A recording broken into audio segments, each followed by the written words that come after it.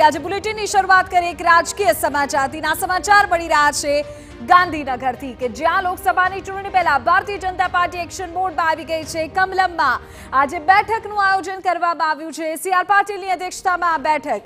જાણકારી મળી રહી છે તે અનુસાર ભાજપ અધ્યક્ષ સી.આર. પાટીલ અને રાષ્ટ્રીય મહામંત્રી અરુણ સિંહની અધ્યક્ષતામાં બેઠક મળી રહી છે. લોકસભા ચૂંટણીની તૈયારીઓને લઈને આ બેઠકમાં માર્ગદર્શન આપવામાં આવનાર છે. દિલ્હીમાં મળેલી રાષ્ટ્રીય બેઠકના મુદ્દાઓ અંગે પણ રાજ્યની આ બેઠકમાં ચર્ચા થઈ રહી છે. કેન્દ્ર રાજ્ય સરકારની યોજનાઓને લોકો સુધી પહોંચાડવાના મુદ્દાઓ પણ આ બેઠકમાં સંમેલિત હશે.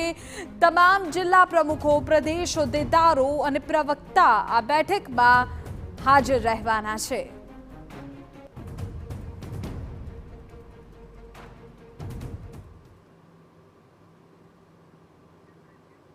આજ મુદ્દે વધુ જાણકારી અમારા સંવાદદાતા કિંજલ મિશ્રા આપી રહ્યા છે.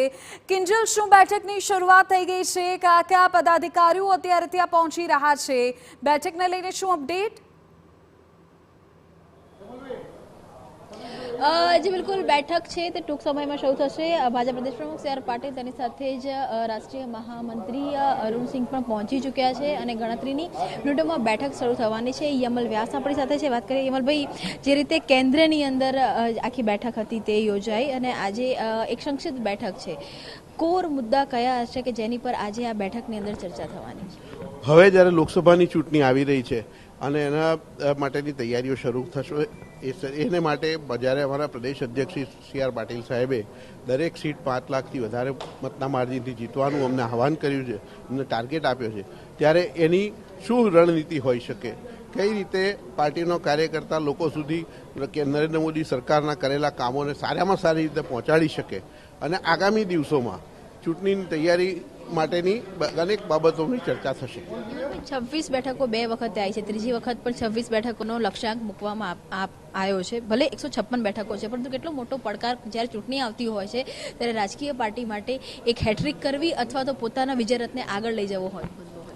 ભારતીય જનતા પાર્ટીની કેન્દ્રની સરકાર અને ગુજરાતની સરકારે છેલ્લા અનેક વર્ષોથી લોકોની સેવામાં ખૂબ મહેનત કરી છે, ખૂબ કામો કર્યા છે. નરેન્દ્ર મોદી સરકારે તો અભૂતપૂર્વ જે ભારતીય સ્વતંત્ર ભારતના ઇતિહાસમાં પ્રથમ વખત કહી શકાય એ પ્રકારના વિકાસના કામો કર્યા છે, લોકહિતના કામો કર્યા છે. એટલે હવે અમે આ સંપૂર્ણ વિશ્વાસ સાથે અમારી લાઈન લાંબી કરી છે. અમે કોઈની બીજી લાઈન ટૂંકી કરવા માગતા નથી.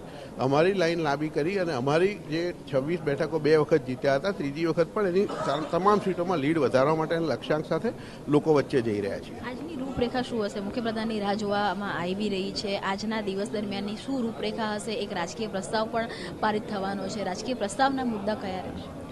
રાજકીય પ્રસ્તાવમાં સાંપ્રત રાજકીય પરિસ્થિતિનો સામાન્ય રીતે ઉલ્લેખ થતો હોય છે અને એની ચર્ચા થતી હોય છે. આજે પણ એવું જ થશે અને આજે આ સમગ્ર કાર્યક્રમમાં પ્રદેશ અધ્યક્ષ સી.આર. પાટીલ સાહેબ, અમારા રાષ્ટ્રીય મહામંત્રી અરુણ સિંહજી, મુખ્યમંત્રી શ્રી ભૂપેન્દ્રભાઈ પટેલ અને સંગઠન મહામંત્રી રત્નાકરજી સહિત તમામ પાર્ટીના ગુજરાતના તમામ આગેવાનો અત્યારે ઉપસ્થિત છે અને એક ખૂબ પ્રોડક્ટિવ જેને કહી શકાય એવી ચર્ચા થશે. યમલભાઈ, જ્યારે લોકસભાની ચૂંટણી હોય છે કે વિધાનસભાની ચૂંટણી હોય છે, ભાજપ તમામ મોરચે લડતું હોય છે. આવતીકાલે મોરચાની પણ બેઠક છે.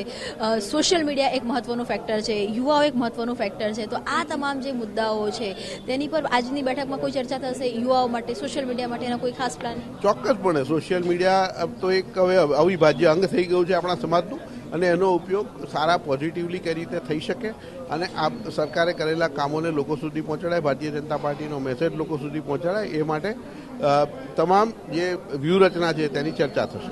આભાર. તો આ હતા પ્રવક્તા યમલભાઈ વ્યાસ કે જે કહી રહ્યા છે કે જે વ્યૂહરચના છે, વ્યૂહરચનાને લઈ અને જે બેઠક છે, બેઠકમાં ચર્ચાઓ છે તે થશે. સોશિયલ મીડિયાની વાત હોય કે યુવાઓની વાત હોય કે અલગ અલગ વર્ગની વાત હોય, તમામ મુદ્દાઓ પર ચર્ચા થશે. તેની સાથે જ એક રાજકીય પ્રસ્તાવ છે તે પણ પારિત કરવામાં આવશે.